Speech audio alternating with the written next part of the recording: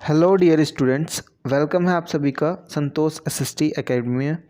So dear students, इस video में हम बात करेंगे पोल साइंस चैप्टर नंबर 3 जो कि हमारा सेकंड बुक का नियोजन और विकास। इस वीडियो में फ्रेंड्स 1 नंबर के जितने भी महत्वपूर्ण क्वेश्चंस बनते हैं मैंने सभी वो क्वेश्चंस इस वीडियो में फॉर्म कर दिए हैं और आप लोग यहाँ से अपने एग्ज़ाम की प्रिपरेशन कर सकते हो। सो फ्रेंड्स, अगर आप लोग हमारे चैनल पर नए हो तो चैनल को सब्सक्राइब करके बेल नोटिफिकेशन आइकन ज़रूर दबा लें ताकि आपको वीडियो डालते ही अपडेट मिल जाए और आप लोग अपने एग्ज़ाम में हेल्प ले सको। सो दोस्तों, चलिए स्टार्ट करते हैं इस वीडियो को। प्रश्न नंबर 1, प्रथम पंचवर्षीय योजना कब लागू हुई? उत्तर, प्रथम पंचवर्षीय योजना 1951 से लेकर 1956 तक चलाई गई थी। प्रश्न नंबर 2, इकोनॉमी ऑफ परमानेंट के लेखक कौन थे? उत्तर, इकोनॉमी ऑफ परमानेंट के लेखक जेसी कुमार अप्पा थे।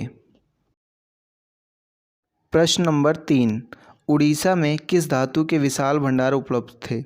तो डियर स्टूडेंट्स, इसका आंसर है लौह अयस्क के विशाल भंडार उड़ीसा में उपलब्ध थे।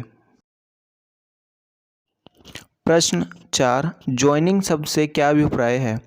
उत्तर, ज्वाइनिंग शब्द से इलाके बंदी की नीति अभिप्राय है। प्रश्न नंबर 5, प्रथम पंचवर्षीय योजना की रूपरेखा किसने तैयार की थी? उत्तर, के.एन. राज ने प्रथम पंचवर्षीय योजना की रूपरेखा तैयार की थी।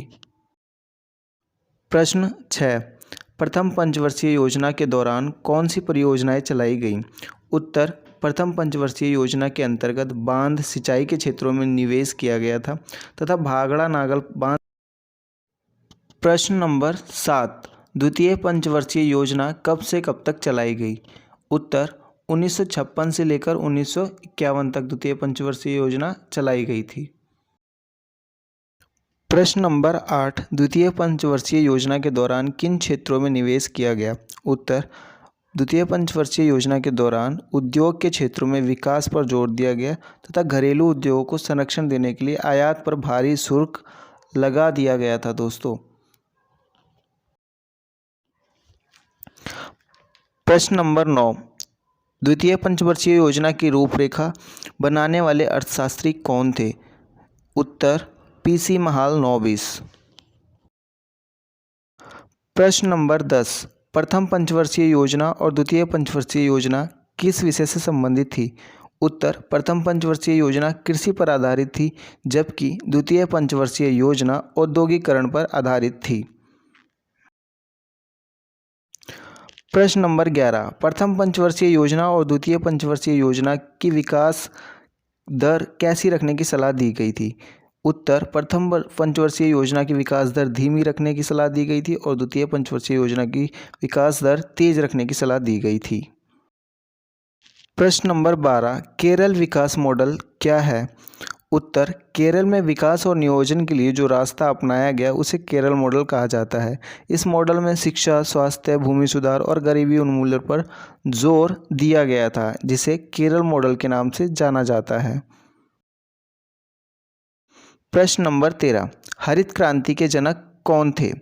उत्तर, एम.एस. स्वामीनाथन हरित क्रांति के जनक कहे जाते हैं। प्रश्न नंबर 14, हरित क्रांति का लाभ किन क्षेत्रों को मिला? उत्तर, हरियाणा, पंजाब और पश्चिमी उत्तर प्रदेश को हरित क्रांति का लाभ अत्यधिक मिला था। प्रश्न नंबर 15, हरित क्रांति के दौरान किन राज्यों को कृषि के लिए विशेष उपकरण उपलब्ध करवाए गए थे? सो डियर स्टूडेंट्स, इसका आंसर है हरियाणा, पंजाब और पश्चिमी उत्तर प्रदेश में विशेष उपकरण उपलब्ध करवाए गए थे। प्रश्न नंबर 16, हरित क्रांति के अच्छे परिणाम बताइए। उत्तर, भारत खाद्य दृष्टि के अंतर्गत आत्मनिर्भर राज्य बन गया। इससे किसानों की आय या स्थिति अच्छी हो गई। हरित क्रांति से भारत में मध्यम वर्ग का उदय हुआ। प्रश्न नंबर 17, हरित क्रांति के बुरे परिणाम बताइए।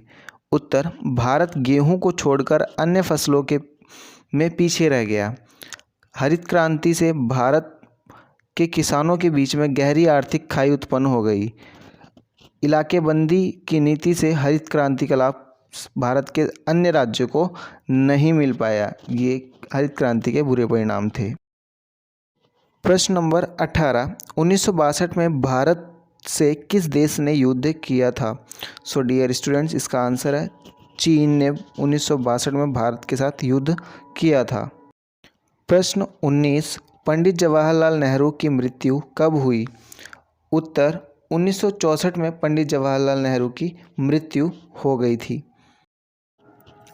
प्रश्न 20, लाल बहादुर शास्त्री की मृत्यु कब हुई? उत्तर, 1966 में लाल बहादुर शास्त्री की मृत्यु हो गई थी। प्रश्न नंबर 21, 1960 के दशक में बिहार में फसल पैदावार की स्थिति बताइए। उत्तर, 1960 के दशक में बिहार में खाद्य संकट की स्थिति उत्पन्न हुई, जिससे बिहार के 9 जिले में पैदावार आधे से भी कम थी, जबकि 5 जिलों में ऐसे थे जहां पैदावार मात्र 1/3 रह गई थी। प्रश्न नंबर 22, भारत में मिल्कमैन ऑफ इंडिया के नाम से किसे जाना जाता है?